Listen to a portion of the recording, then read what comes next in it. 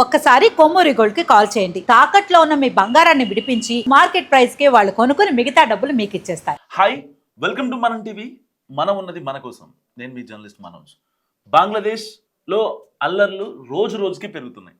So ఒకవేళ ఎక్కడన్నా stop పడే ఛాన్స్ ఉందా అంటే మళ్ళీ అవి అంతకంతకు పెరుగుతున్నాయి. ఉస్మాన్ హదీ చనిపోయి దాదాపుగా ఒక 4-5 రోజులు అవుతుంది. ఉస్మాన్ హదీ మరణం మరొక ముందే మరొక విద్యార్థి నేతపై కావాలనే కాల్పులు జరిపారు అక్కడ ఉన్న ఎవరైతే ఉగ్రవాదులు. పాకిస్తాన్ అండతో బంగ్లాదేశ్ ఎప్పటి నుంచో రెచ్చిపోతుంది. ప్రపంచ దేశాలన్నీ గమనిస్తున్నాయి.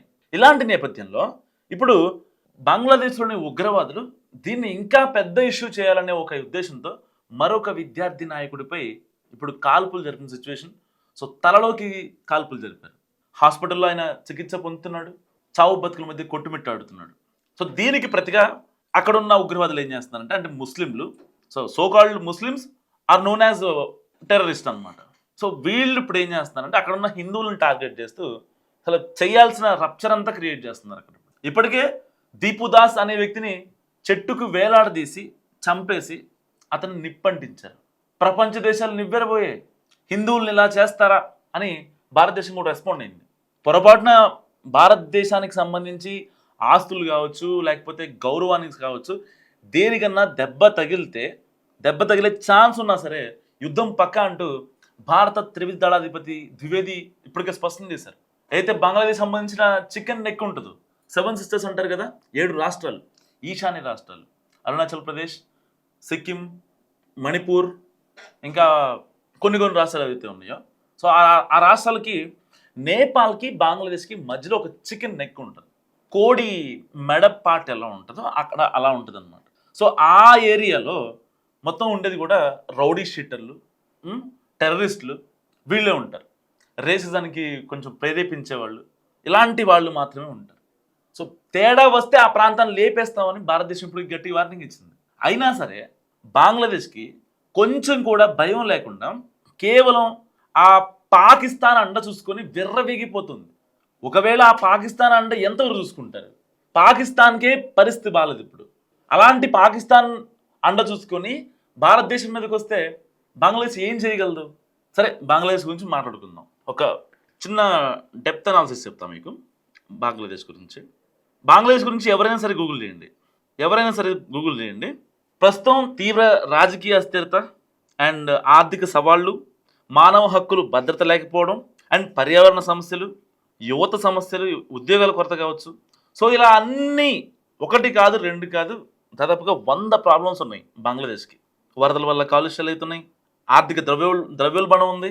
ఇంకా జూలైలో మొన్న లాస్ట్ ఇయర్ ఉద్యోగ కోటా విధానానికి వ్యతిరేకంగా జరిగిన పెద్ద నిరసనలు అండ్ షేక్ హసీనాని పంపించేయడం, ఆవిడ మీద దాడి చేయడం. అసలు షేక్ హసీనా అనేది ఇంకా పెద్ద పాయింట్. షేక్ హసీనా గురించి అక్కడ హిందువులు, ముస్లింలు ఎవరైతే ఉంటారో వాళ్ళందరికీ లిబరల్గా ఉంది ఆవిడ. అందరూ కలిసి ఉండాలి, అన్ని మతాల వాళ్ళు ఉండాలి, అందరూ కలిసి ఉంటే తప్పేంటి? భారతదేశం లాంటి పెద్ద కంట్రీ, 150 కోట్ల మంది జనాభా ఉన్న భారతదేశమే, అందరూ కలిసి ఉంటున్నారు అన్నదమ్ముల్లాగా. మన దేశంలో ఎందుకు కొట్లాడుకోవాలి, కొట్టుకొని చంపుకోవాలి అంటే ఆవిడ్ని ప్రధాని పీఠం నుంచి దింపిన దాకా అక్కడున్న సోకాల్డ్ టెర్రరిస్టులు ఎవరైతే ఉన్నారో ఒప్పుకోలేదు. నిరసనలు చేశారు, వాళ్ళ ఇంటికి వెళ్ళి గొడవలు చేశారు, ఎంత రాద్ధాంతం చేశారు. ఇక ఆవిడ గత్యంతరం లేని స్థితిలో భారతదేశానికి శరణార్థిగా వచ్చింది. ఇప్పుడు శరణార్థిగా భారతదేశంలో ఉంది కాబట్టి మన దగ్గర ఉన్న ఆవిడని నాకు సాయం కావాలి అని చెప్పిన వాళ్ళని మన దగ్గర నుంచి పంపించగలమా? నేను అక్కడికి ఏదో చంపేస్తారు, నన్ను చచ్చిపోతాను నేను అని మన దగ్గరికి వచ్చింది ఆవిడ. అలాంటి ఆవిడని మనం పంపించగలమా? పంపించలేము. ఇప్పుడు వాళ్ళు ఏమంటున్నారు, ఈ షేక్ హసీనాని పంపించేయండి మా దగ్గరికి. ఆవిడ వెళ్తాను అంటే కదా మనం పంపించేది, మనమే ఎలా వెళ్ళిపోమంటాం? సాయం చేసి మళ్ళీ ఎలా వెనక్కి తీసుకోగలం? ఒకవేళ ఈ ఎర్రి పుష్పాలకి కనీసం న్యాయంగా లాపరంగా వీళ్ళు ఏమన్నా పోరాటం చేయగలిగితే, నిజంగా యుఎన్ఓలో ఐక్యరాజ్య సమితిలో ఒక పిటిషన్ వేసుకుంటే ఫలానా మా ప్రధాని గారు భారతదేశంలో ఉన్నారు, ఆవిడని ఎలాగైనా సరే బయట తీసుకురండి అంటే అదొక పద్ధతి. అంతేగాని సిగ్గు లేకుండా అక్కడున్న హిందువుల్ని, హిందూ దేవాలయాల్ని, అక్కడ సెన్సిటివ్ ఇష్యూస్ని ఏవైతే ఉంటే వాటిని అన్నింటినీ గెలికేసి రాక్షసానందం పొందుతాం, మనిషిని చెట్టుకు ఊరేసి మంట పెట్టి మరి ఆనందం పొందుతాం, అబ్బాయిలు టెస్టికల్స్ మీద కొడతాం అంటే ఎంతవరకు కరెక్ట్? ఒకసారి జస్ట్ ఆలోచించండి మీరే. అంటే ఎంత దారుణం ఇది. కేవలం ఈ గొడవ ఇక్కడితో ఆగకూడదు అనే ఒకే ఒక్క ఉద్దేశంతో ఉస్మాన్ హదీ చంపిన 3 రోజుల తర్వాత మరొక విద్యార్థి నాయకుడిపై దారుణంగా చంపడానికి ప్రయత్నించారు. ఇది క్రిస్టల్ క్లియర్గా అందరికీ తెలిసిన వాస్తవం. కానీ అక్కడున్న ముస్లిమ్స్కి ఎందుకు తెలియట్లేదు? ఎవరు ఎందుకు పట్టించుకోరు? ఓకే, ఒకవేళ ఉస్మాన్ హదీని చంపింది భారతీయులే అనుకుందాం. వాళ్ళు ఒకవేళ నిజంగా వాడిని చంపింది భారతీయులు అయితే భారతదేశానికి ఎందుకు వస్తారు? అక్కడే తలదాచుకుంటారు కదా. ఇక్కడికి వస్తే దొరికిపోరా? బోర్డర్ చెకింగ్లని అవన్నీ ఇవన్నీ దొరికిపోరా? సింపుల్ లాజిక్తో ఆలోచించండి. ఉస్మాన్ హదీని చంపింది భారతీయులే. మేము మళ్ళీ రిపీట్ చేస్తున్నాం, ఉస్మాన్ హదీని చంపింది భారతీయులే. వాడు భారతదేశం వస్తే దొరికిపోడా? వాడు ట్రావెల్ హిస్టరీ కావచ్చు, లేకపోతే బోర్డర్ దగ్గర చెక్ ఇన్ కావచ్చు, వాడి పాస్పోర్ట్ కావచ్చు, దొరికిపోడా వాడు? ఉస్మాన్ హదీని చంపడం చాలా పెద్ద విశేషం కదా. సో దానికోసం ఇప్పుడు వరల్డ్ వైడ్గా ఇష్యూ నడుస్తుంది. బంగ్లాదేశ్ అట్టుడికిపోతుంది, మారణ హోమం జరుగుతుంది. భారతదేశానికి బంగ్లాదేశానికి మధ్య ఒక ప్రచ్ఛన్న యుద్ధం దారితీసేలా ఉంది. పరిస్థితులు అలాగే ఉన్నాయి.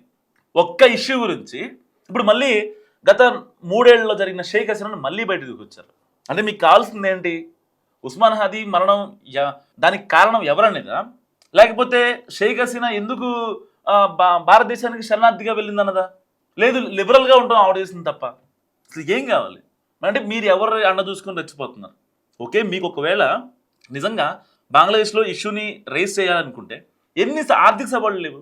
అక్కడ తాత్కాలిక ప్రభుత్వాలు ఉన్నాయి, రాజకీయ హింస కొనసాగుతుంది, ప్రతిరోజు ఘర్షణలు, రాజకీయం అంతా హింసగా మారుతుంది. ఓకే, షేక్ హసీనాపై ఏదైతే అవినీతి ఆరోపణలు ఉన్నాయని చెప్పి విచారణ సరిగ్గా జరగడం లేదని వాళ్ళంటే ముట్టడించారు. అవినీతి ఆరోపణలు గుప్పించినప్పుడు షేక్ హసీనా భారత్లో ఉంటే తప్పేంటి, బంగ్లాదేశ్లో ఉంటే తప్పు కదా. మీరు వద్దనుకోనే కదా పంపించింది. మీరు వద్దనుకొని పంపించినప్పుడు మళ్ళీ ఎందుకు రావాలని కోరుకుంటారు? పోని ఇన్ఫ్లేషన్ అనక సరిగ్గా ఉందా బంగ్లాదేశ్లో? ధరలు పెరగడం, నిత్యావసర ధరలు పెరగడం, అసలు అవి ఏ రోజు అది అదుపులో ఉండవు. మన దగ్గర ఉల్లిపాయల కేజీ అంటే 30 రూపాయలని మనం చెప్పేస్తాం, సరదా చెప్పేస్తాం. అది కొంచెం అటో ఇటో, ఒక 4 రూపాయలు 5 రూపాయలు అటో ఇటో, 30 40 అని చెప్తాం. అక్కడ అలా చెప్పడానికి ఉండదు బంగ్లాదేశ్లో. ఎందుకంటే వచ్చేది ఉండదు కదా ఇన్కము. ఇంకా చెప్పడానికి ఎలా ఉంటుంది? ప్రతిదీ ఇంపోర్ట్ చేసుకోవడం వేరే దేశాల నుంచి, వేరే రాష్ట్రాల నుంచి. మళ్ళీ పక్కన వాళ్ళతో ఏమైనా మంచిగా ఉంటారు వీళ్ళు? పక్కన వాళ్ళతో భారతదేశంతో మంచిగా ఉండరు. కేవలం పాకిస్తాన్, అమెరికా అండ చూసుకొని రెచ్చిపోతున్నారు. ఎన్ని రోజులు రెచ్చిపోతారు? అసలు బంగ్లాదేశ్కి భిక్ష పెట్టింది ఎవరు? ఇవన్నీ కాదు, ఇవన్నీ పక్కన పెట్టద్దాం. 1971లో బంగ్లాదేశ్ ప్రత్యేక దేశం ఏర్పడటానికి కారణం ఎవరు? ఇండియా కాదా? మనం చదువుకున్నాం కదా చిన్నప్పుడు. 1971లో భారతదేశానికి సంబంధించిన త్రివిధ దళాలు సహాయం లేకపోతే పాకిస్తాన్ నుంచి వాళ్ళు విడిపోయేవాళ్ళ? పాకిస్తాన్ కంపేర్ బంగ్లాదేశ్ కాస్త బంగ్లాదేశ్ బెటర్ ఒక రకంగా. వీళ్ళు ఈవెన్ భారతదేశానికి కూడా బియ్యం పంపిస్తూ ఉంటారు, మన రేషన్ షాప్లో ఉండే బియ్యం. పాకిస్తాన్ నుంచి ఎక్కడికి ఎక్స్పోర్ట్స్ ఏముండవు, అన్ని ఇంపోర్ట్సే ఉంటాయి. ఒకవేళ నిజంగా ఇప్పటికీ వాళ్ళు పాకిస్తాన్లో కలిసి ఉంటే అడుగు తినేటోళ్ళు వాళ్ళలాగా. అలాంటి కాన్సిక్వెన్సెస్ మనం ఇండైరెక్ట్గా మనం సాల్వ్ చేసాం వాళ్ళది, బంగ్లాదేశ్ వాళ్ళకి. ఒక రకంగా హెల్ప్ చేసాం మనం, ఒక రకంగా ఏంటి హెల్ప్ చేసాం, 100కి 100% చేసాం. ఇవాళ వాళ్ళు రోడ్డును పడకుండా ఉండడానికి కారణం ఎవరంటే భారతదేశమే. అప్పటి ప్రభుత్వాలు, భారతదేశం చేసిన సపోర్ట్. ఇప్పటికీ అక్కడి నుంచి వచ్చే శరణార్థులు ఎవరైతే ఉంటారో వాళ్ళకి ఇప్పటికీ మనం ఆశ్రయిస్తూ ఉంటాం. వెస్ట్ బెంగాల్ కావచ్చు, ఒరిస్సా కావచ్చు, కొన్ని దేశాలు ఉన్నాయి, కొన్ని రాష్ట్రాలు ఉన్నాయి. ఇప్పటికీ వాళ్ళకి శరణార్థులకి అయ్యా మేము బంగ్లాదేశ్లో బతకలేకపోతున్నాం అని చెప్పి చాలామంది వస్తూ ఉంటారు. వాళ్ళు టెర్రరిస్టులు ఉంటారు, మీకు ఆ విషయం తెలిసిందే. మనం సాయం అంటే ముందుండి ఇలా ప్రతి రాష్ట్రం బంగ్లాదేశ్ నుంచి వచ్చిన వాళ్ళని హక్కును చేర్చుకోవడం వల్ల మన దేశంలో కూడా టెర్రర్ యాక్టివిటీ క్యాంప్స్ అనేది పెరిగిపోతుంది. ఎవడాలంటాడు ఎవడో తెలియదు కదా, ఎక్స్పెక్ట్ చేయలేం కదా. వాడు అప్పటికప్పుడు యాక్టింగ్ చేస్తాడు. తప్పు అయిపోయింది సార్, నేను ఇంకోసారి చేయను సార్, నా వల్ల తప్పు అయింది, నేను తప్పు చేశాను అని చెప్తాడు. తర్వాత ఏం చేస్తాడో మనకు తెలియదు కదా. ఒకసారి తప్పు చేయడం అలవాటైన వాడికి ఇక చేస్తూనే ఉంటాడు. ఇక వాడు ఏం చేస్తాడో మనం ఎక్స్పెక్ట్ చేయలేము నిజంగా.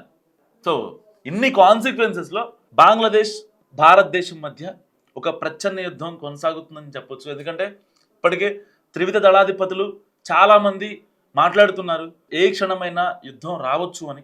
సో ఒక పక్క భారత్ సంయమనం పాటిస్తుంది ఇలాంటి రప్చర్ టైంలో. ఎందుకు సంయమనం పాటిస్తుంది? సో ప్రతి మూమెంటు మనం చాలా జాగ్రత్తగా వెళ్ళాలి. పాకిస్తాన్ రెచ్చగొడుతుందని బంగ్లాదేశ్ రెచ్చిపోతుంది, సో మనం కూడా రెచ్చిపోదామంటే అయ్యే పని కాదు. కొన్ని మనం మార్చుకోవాల్సిన పద్ధతులు ఉంటాయి. సో వాటి కోసం భారత ప్రభుత్వం చాలా ఈగర్గా వెయిట్ చేస్తుంది. సో కొన్ని మూవ్ అయిన తర్వాత బంగ్లాదేశ్ని ఢీ కొట్టడం భారతదేశానికి పెద్ద మ్యాటర్ కాదు, మనందరికీ తెలిసిందే. సో ఏది ఏమైనా కేవలం అక్కడ హిందువుల్ని టార్గెట్ చేశారన్నది మాత్రం వాస్తవం. దాంట్లో డౌటే లేదు. There is no doubt about it. ఒకవేళ హిందువులు కాకపోతే ఇంకా వేరే వాళ్ళని కూడా చంపుతారు. అంత తప్ప ఓన్లీ హిందువులనే, హిందూ దేవాలయాలనే ఇచ్చేయరు. కావాలని ఎలాగైనా సరే భారత్ని గెలకాలి అనేది ఇక్కడ క్రిస్టల్ క్లియర్ అనమాట. సో భారత్ బంగ్లా ప్రశ్న గురించి మీరేమనుకుంటారు? మస్తు కామెంట్ చేయండి. చూస్తున్నాను మనం టీవీ.